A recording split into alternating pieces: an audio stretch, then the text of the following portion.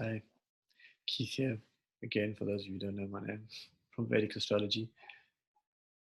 Today's an interesting day, as many days are, but within a particular context of looking at Venus. In Vedic astrology, we have 27 nakshatras, which overlay the 12 zodiacal signs, and we tend to pay quite a lot of emphasis on the 27 nakshatras. Okay, so when a planet changes nakshatras, it is similar to when a planet changes signs. Simple as that. It takes on a new context in which it plays out its energies. All right. So from from the 23rd of June, Venus entered Ashlesha. Ashlesha is pretty much the last portion of Cancer. Okay. Now Ashlesha is very powerful. Ashlesha is a very, very, very powerful nakshatra, very, very misunderstood and not very easy to explain because it has a lot of very deep, powerful esoteric implications, which I'm not going to get into now by any means. Okay, the symbol for Ashlesha is the Nagas, or the deities for Ashlesha is the Nagas. So it's got a very serpentine energy to it.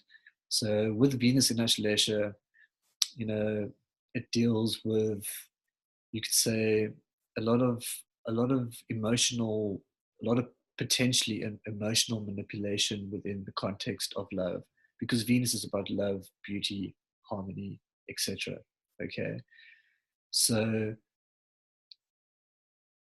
while Venus was traveling through Ashlesha, relationships would have taken on a very watery tone, a very emotional tone, a very needy tone. There would have been a very strong emotional neediness that would have played out through relationships. Okay. And then it's a very, very interesting point, the changeover between the ninth and the 10th nakshatra, because the first sequence of 9 finishes, and then the next, because there's 3 sequences of 9, because 9 times 3 is 27, and there's 27 nakshatras, so there's almost 3 groups. And so within the second group, things tend to shift up an octave. Okay, so when Venus leaves Ashlesha, which is the end of the first sequence, and enters Magha, which is the beginning of the next sequence, it's a very that point of transition is called the Gandanta point, and it has a lot of negative press. It has a lot of negative press because Cancer being a water sign and Leo being a fire sign, when something goes from water into fire, there's a degree of alchemical imbalance that takes place, and a lot of karmic knots are said to be released, etc., etc. So it doesn't have a lot of good press. I myself personally think it's as many things in Vedic astrology, the negativity of it is a little bit exaggerated, but it does tend to be a slightly uncomfortable experience where, even physically, people might not have been feeling very well between yesterday and today, and even for a little bit of today, because Venus has certain implications on health as well. And Ashlesha deals with poisons at a very certain level, and medicines and applications of poisons as medicines. As the Serpentine Kingdom does have knowledge of those realms.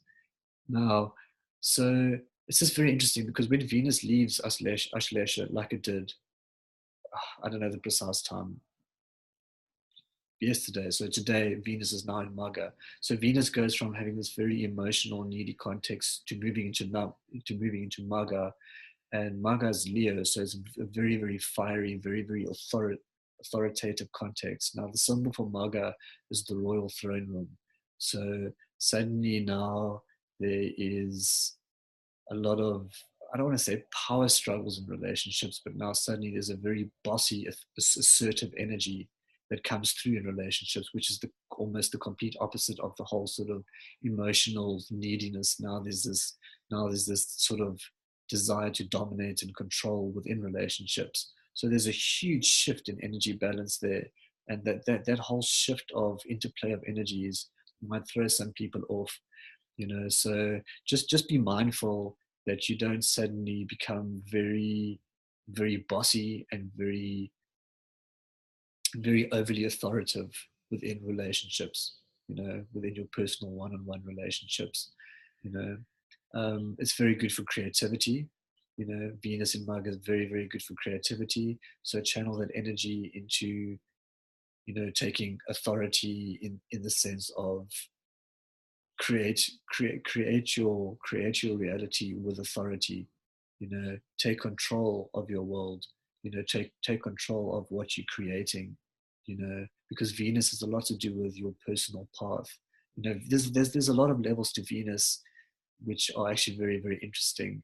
And I mean, something that I learned from Eve Mendoza, who's a phenomenal woman. She has many things on YouTube. I advise you to look her up in your spare time.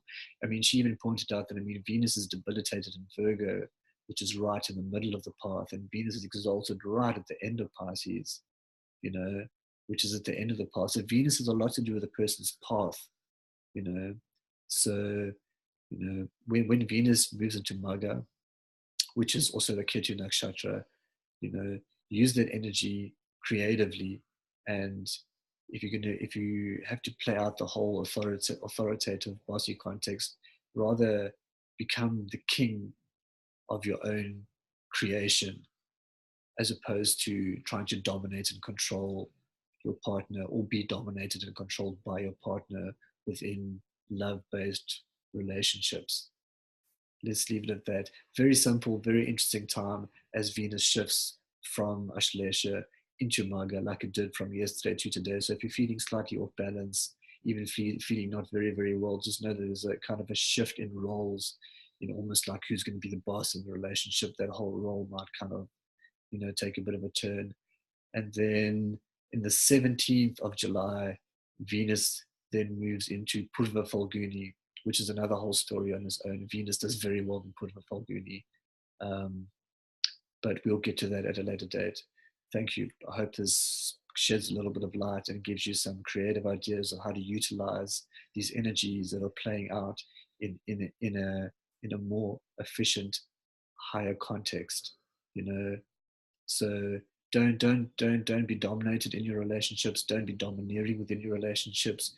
Use the authoritative power that Venus is now imbued with to take control and authority of your own your own creations within your mind. Create your reality to a more efficient context. That would be the advice.